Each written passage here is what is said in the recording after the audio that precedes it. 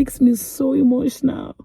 It makes me so emotional because I don't want to cry, but good morning, everyone. Good morning. Today I have a huge news that I feel like it was the Lord that did it. And when I say it's the Lord, I don't use that word lightly. And by the way, when I say the Lord, I mean the Lord Jesus Christ. If this video is long, please buckle up and listen, because the Lord just did something huge that the Lord has done for me that really had made me realize how powerful and how great the word of the Lord is, and how the Lord shocked me and surprised me beyond my words. And these things are supernatural stuff that I'm going to share with you. But I want to start with the first thing that happened before I get to the main point.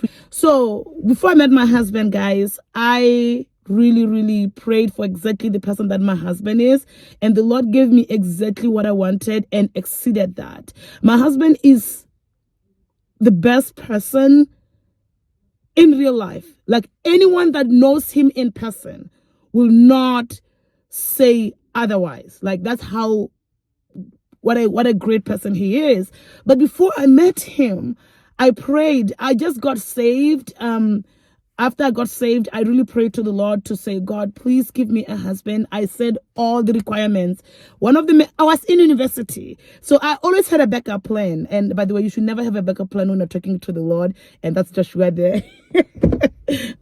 You should never have a backup plan. One of the main things that was that I was in university. I knew that I'm going to pursue a career and become a career woman, because without having no legs, I never thought that I'll have a husband, right? I never thought that I'll have someone that will treat me like a queen, which my husband does, by the way. And I had, by the way, those kind of thoughts are the works of the flesh, okay?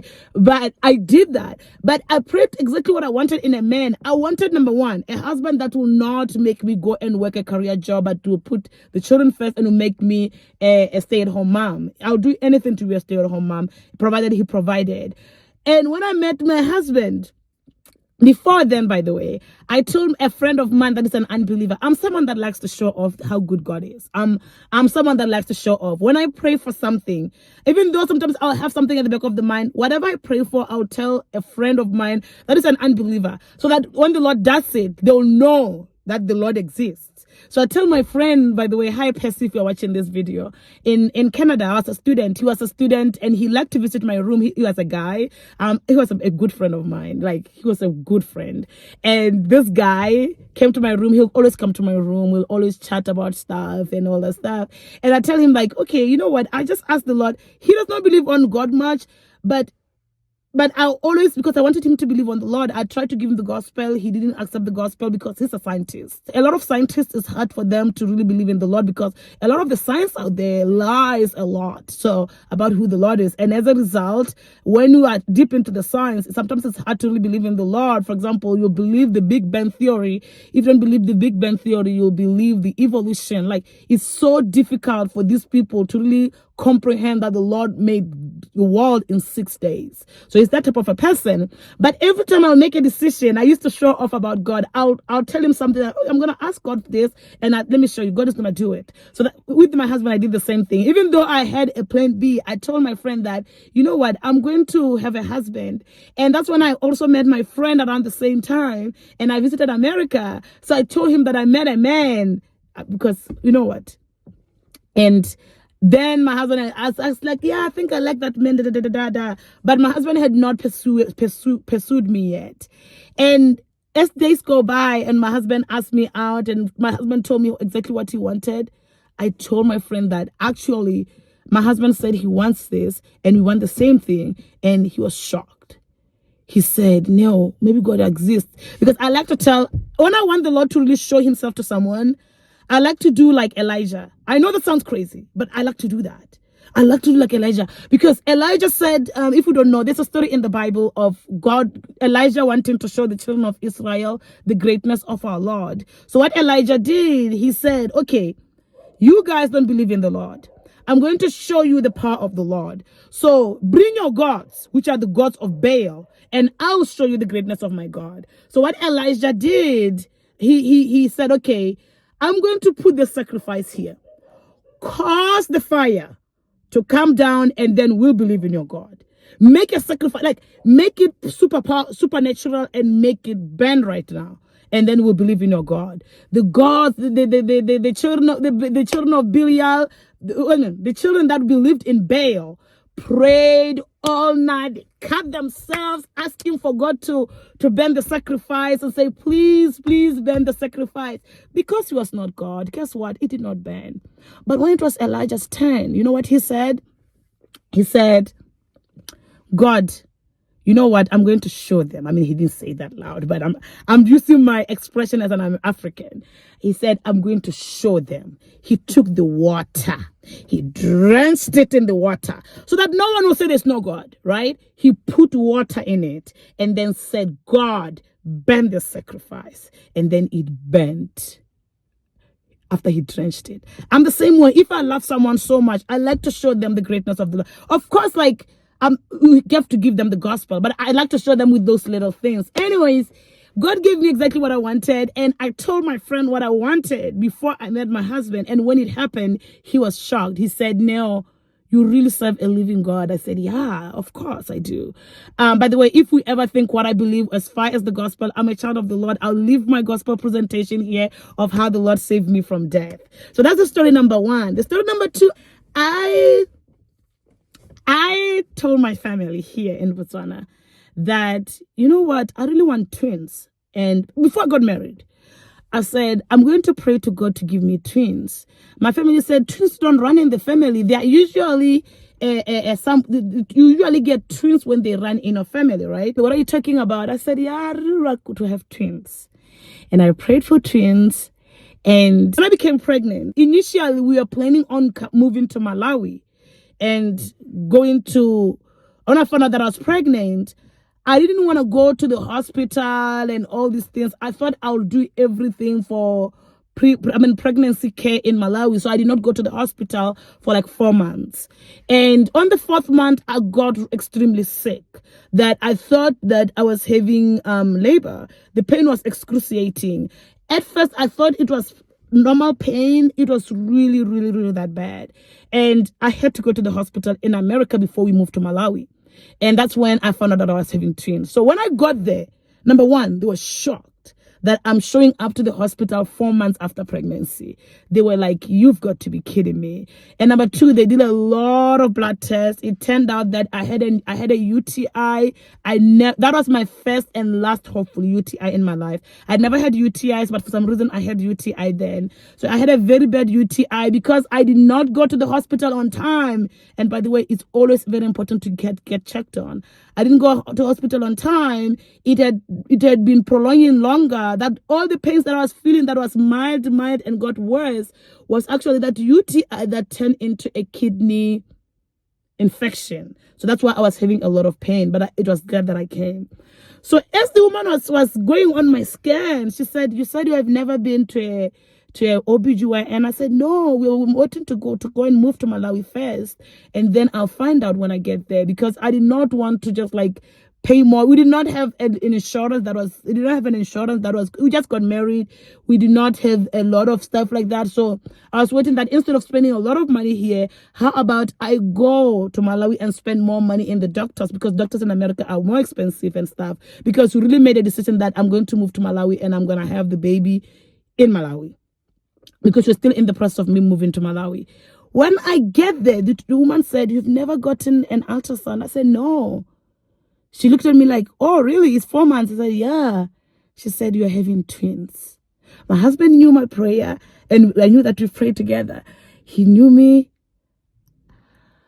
Like, I don't want to say I was shocked. I just looked at him. And I was in unbelief, and it happened. And I was just like, that's what I prayed for. But the woman did not know in the world what I'm talking about. When I pray for something, I like to tell people after.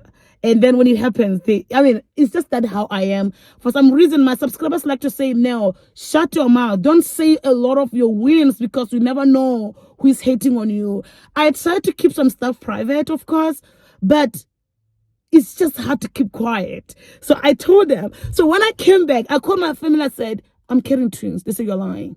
I said, I am carrying twins. They were shocked. They said, isn't that what you told us?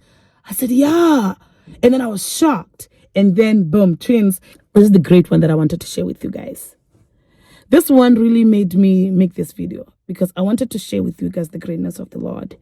If you watched my previous video, you know that I shared that Botswana does not allow dual citizenship. And that I cannot move to America, right? Because I cannot become a dual citizenship person. Here's my thing. Why didn't I listen to the Lord? Because the Lord clearly says that it's clear that when we get married to a husband, you go to the husband's family, right? And I should have not leaned on my own understanding and everything would have worked out. But with our fleshly speaking, we thought that, well, if I become an American, that means that I'm going to lose my rights for Botswana and that's going to be a problem, right? Which makes sense because my husband and I, we really have a talk of death. We really like talk about, honey, we have all this thing planned. We have a plan of, okay, what if I die first before my husband? What's going to happen? I also have a plan. What if my husband dies first? We have talked about these things. We have them in place so that we don't get taken, get taken by surprise. Like, what if my husband passes away first? What is the plan? The plan is that, okay, my husband has talked about it. I have a very big support system here. The children will be better off here, and I come back in Botswana. That's the main reason why I decided not to become an American with my husband. So we prayed about it. I mean, we didn't pray much about it. That's what I'm saying. If I prayed about it, I would have followed the Lord. Just like how the Lord said, be fruitful and multiply. But we'll say, oh, we cannot be fruitful and multiply because the life does not allow us. What if we trust the Lord and the Lord will bring everything? That kind of thing. Because a lot of Christians like to be held by be fruitful and multiply, saying, yes, that's what the Lord is saying, but what if?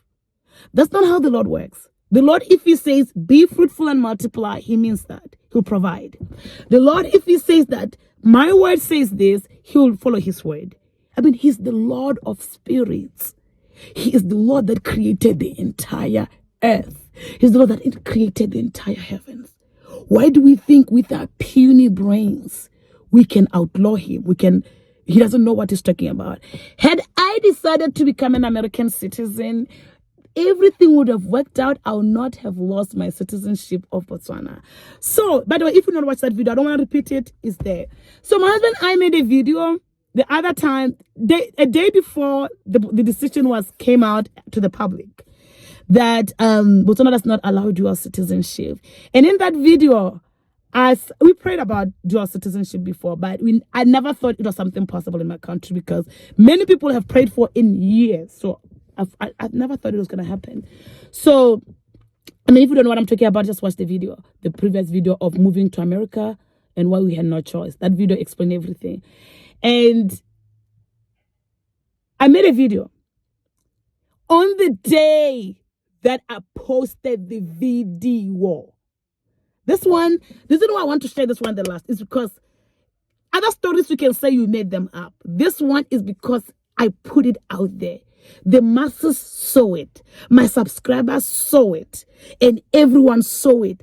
On the day that I posted the videos, I started receiving the comments that as God has listened to you. I think I'm going to cry, guys. This makes me so emotional.